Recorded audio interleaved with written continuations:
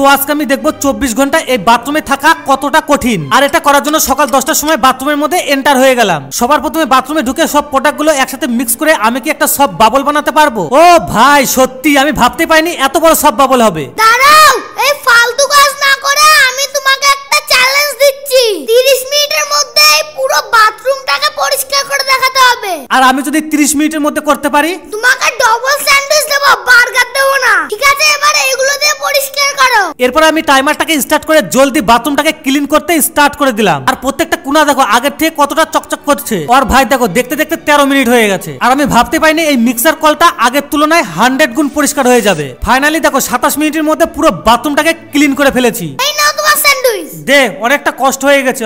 শান্তি। আর খাওয়ার পরে কিছুক্ষণ ঘুমিয়ে ঘুম থেকে উঠার পরে বাথরুমের সমস্ত টাইলস গুনতে স্টার্ট করে দিলাম। টোটালে আছে 50 পিস টাইলস। ফাইনালি এবার হলো চান করার টাইম। কিন্তু গাইস শিট, আমি তো টাওয়ালই নিয়ে আসিনি।